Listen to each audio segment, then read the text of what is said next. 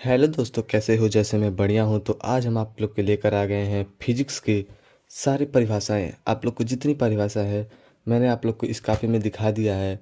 अब आप लोग को ये देखना और याद करना है। ये परिभाषा आप लोग को परीक्षा में आता है। 10th में हो, चाहे 11th में हो, चाहे 12th में, किसी भी क्लास में हो, 9th में हो। तो ये सारी परिभाषाएं आप लोग के एग्ज़ाम में आती हैं। तो आज हम आप लोग को बताने वाले हैं ये सारी परिभाषाएं याद करने के तरीके। तो भाई लोग, अगर आप लोग को वीडियो पसंद आएगा तो लाइक और सब्सक्राइब ज़रूर करना, क्योंकि भाई लोग बहुत मेहनत लगता है इस वीडियो को बनाने में। भाई लोग प्लीज़ आप लोग सब्सक्राइब और लाइक ज़रूर करिएगा। तो आज हम आप लोग को बताने वाली परिभाषाएं, ये कुछ परिभाषाएं हैं जो फिजिक्स के हैं, केवल केवल फिजिक्स के हैं। आप लोग को ये परिभाषा याद करना है, ज़रूर याद करना है। पहला हम लोग को परिभाषा क्या है? अदिश राशियाँ। अदिश राशियाँ और सदिश राशि दो राशियाँ होती हैं। अदिश राशियों में क्या होता है? कुछ राशियाँ ऐसी होती हैं जिनका केवल परिमाण होता है। कुछ राशियाँ ऐसी होती हैं जिनका केवल परिमाण होता है, उसमें दिशा नहीं होता है। जिनका केवल परिमाण होता है, उसमें दिशा नहीं होता है, उनको अदिश राशियाँ कहते हैं। जैसे उदाहरण के तौर पर द्रव्यमान, दूरी, समय, चाल, ये सब आपके अदिश राशियाँ, सॉरी, अदिश राशियाँ हैं। अब सदिश राशि में देखो क्या लिखा है भाई लोग। कुछ राशियां ऐसी होती हैं जिनमें परिमाण के साथ साथ दिशा भी होता है। तो अदिश राशि में क्या हुआ है? इसमें केवल परिमाण होता है, दिशा नहीं होता है। और सदिश राशि में दोनों होता है। कुछ राशियां ऐसी होती हैं जिनमें परिमाण के साथ साथ दिशा भी होता है, उसे सदिश राशि कहते हैं। जैसे विस्थापन, वेग, संवेग, त्वरण, बल आदि, ये सब आपके सदिश राशि के उदाहरण है, और ये अधिशास के उदाहरण है। अब हम लोग आ जाते हैं तीसरे नंबर पे, हम लोग का है दूरी। तो दूरी को कैसे परिभाषित करेंगे? गतिमान वस्तु द्वारा किसी समय में तय किए गए पथ की लंबाई को उस वस्तु द्वारा चली गई दूरी कहते हैं। उस वस्तु द्वारा चली गई दूरी कहते हैं। तो आप लोग को दूरी की परिभाषा ऐसे याद करना है। गतिमान वस्तु द्वारा किसी समय में तय किए गए पथ की लंबाई को उस वस्तु द्वारा चली गई दूरी कहते हैं। अब हम लोग का चौथे नंबर पे है विस्थापन। विस्थापन की परिभाषा क्या होगी? अब आप लोग से कोई पूछ दे, परीक्षा में पूछ दे विस्थापन की परिभाषा, या आप लोग के कोचिंग के टीचर पूछ दे, स्कूल के टीचर पूछ दें कि विस्थापन का परिभाषा क्या होता है, तो आप लोग को एकदम आसान तरीके से बताना है।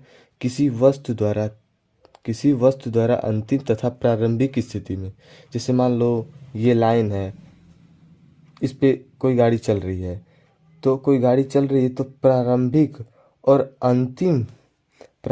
और अंतिम स्थिति के बीच ये जो दूरी होगी, प्रारंभिक और अंतिम स्थिति के बीच के अंतर को वस्तु का विस्थापन कहते हैं।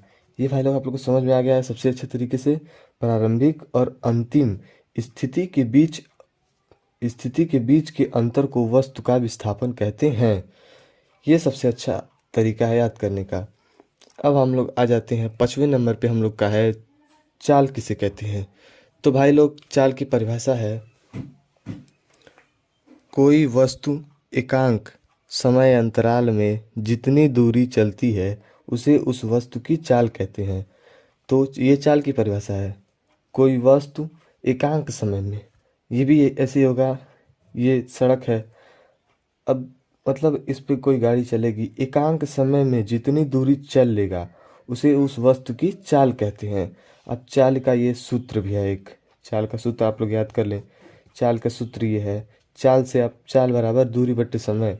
अगर आपसे कोई दूरी पूछेगा तो दूरी बराबर होता है चाल गुणे समय, समय अंतराल या समय कह सकते हैं, दोनों कुछ भी कह सकते हैं आप लोग। तो आप लोग को ऐसे याद करना है। अब हम लोग आ जाते हैं छठवें नंबर पे, हमारा है वेग। तो वेग किसे कहते हैं आप लोग देख लें। कोई वस्तु एकांक समय अंतराल में जितनी विस्थापन होती है, कोई वस्तु एकांक समय अंतराल में जितनी विस्थापित होती है उसे उस वस्तु का वेग कहते हैं। जैसे इसमें विस्थापन में था हम लोग का प्रारंभिक और अंतिम वेग के स्थिति के बीच को अंतर को विस्थापन कहते हैं, वैसे ही इसमें भी है। कोई वस्तु एकांक समय में जितनी बार विस्थापित होगा, मतलब थोड़ी दूरी, यहाँ इतनी दूरी है, यहाँ तक चलेगा फिर यहाँ तक रुकेगा तो ये इसका विस्थापन हो गया, फिर यहाँ से यहाँ तक चलेगा तो विस्थापन हो गया। तो जितने विस्थापित होगा उसे उस वस्तु का वेग कहते हैं। अब भाई लोग हम लोग का अब अगला ये 6 तक हो गया। अब हम लोग को सतवां परिभाषा देखते हैं आप लोग। तो दोस्तों ये हमारा है।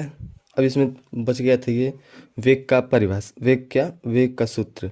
वेग बराबर होता है विस्थापन बट्टे समय अंतराल। अगर आपको कोई पूछ दे वेग का सूत्र तो वेग बराबर विस्थापन बट्टे समय अंतराल या समय बोल सकते हैं। अगर कोई पूछ दे विस्थापन का सूत्र तो वेग गुणे, ये इधर जाता है गुणे में, वेग गुणे समय अंतराल या समय। अगर कोई समय अंतराल ही पूछ दे तो समय अंतराल का हम लोग क्या लिख सकते हैं, अगर हम इसको लाएंगे तो ये बट्टे में चला जाएगा, तो समय अंतराल बराबर वेग बट्टे विस्थापन। अब हम लोग का 7वां परिभाषा है त्वरण। त्वरण को क्या कहते हैं हम लोग, त्वरण की परिभाषा ये है किसी वस्तु के वेग परिवर्तन की दर को उस वस्तु का त्वरण कहते हैं। ये सबसे इजी है आप लोग के लिए, सबसे इजी परिभाषा मैंने बनाया है। बुक में तो बड़ा दिया रहता है लेकिन ये सबसे इजी मैंने परिभाषा बनाया है। किसी वस्तु के वेग परिवर्तन की दर को उस वस्तु का त्वरण कहते हैं, या यह भी आप लोग बोल सकते हैं किसी वस्तु के वेग परिवर्तन की दर को त्वरण कहते हैं। अब त्वरण का सूत्र क्या है, वेग त्वरण बराबर वेग में परिवर्तन बट्टे लिया गया समय। वेग में जो परिवर्तन हुआ रहेगा वो, और वेग में परिवर्तन हुआ रहेगा जो वो, और लिया गया उसमें समय जो होगा। तो हम लोग का ये 7वां परिभाषा है। अच्छी तरीके से आप लोग को समझ में आ गया हो। अब हम लोग देख लेते हैं 9वां प्रश्न, 8वां परिभाषा। 8वां परिभाषा क्या है, मंदन। मंदन किसे कहते हैं, यदि वेग का परिमाण घट रहा है तो त्वरण ऋणात्मक होगा। यदि वेग का परिमाण घट रहा हो तो त्वरण ऋणात्मक होगा, तब इसे मंदन कहते हैं। यदि वेग का परिमाण घट रहा है तो त्वरण ऋणात्मक तो होगा ही, तब इसे मंदन कहेंगे। त्वरण जब ऋणात्मक होगा तब। अब हम लोग देख लेते हैं एक समान वृत्तीय गति की परिभाषा। जब एक वस्तु वृत्तीय रास्ते पर एक समान चाल से चलती है तो उसे एक समान वृत्तीय गति कहते हैं। जब एक वस्तु वृत्तीय रास्ते पर, जैसे ये वृत्त है, जब एक वस्तु वृत्तीय रास्ते पर एक समान चाल से चलती है, जैसे यहाँ से यहाँ तक चली तो ये 5 किलोमीटर प्रति घंटे की चाल से चल रही है, तो ये तभी ये होगा। अगर घट बढ़ रहा है, कहीं पे 4 किलोमीटर, कहीं पे 5 किलोमीटर, कहीं पे बढ़ा दे रहा है 6 किलोमीटर, तो ये एक समान चाल नहीं है। तो एक समान चाल में क्या होता है कि एक समान चाल से चलती है। 4 किलोमीटर प्रति घंटे से चल रही है तो उसी चाल से चलेगी, 5 किलोमीटर प्रति घंटे से चल रही है तो उसी चाल से चलेगी, तो उसे एक समान वृत्तीय गति कहते हैं।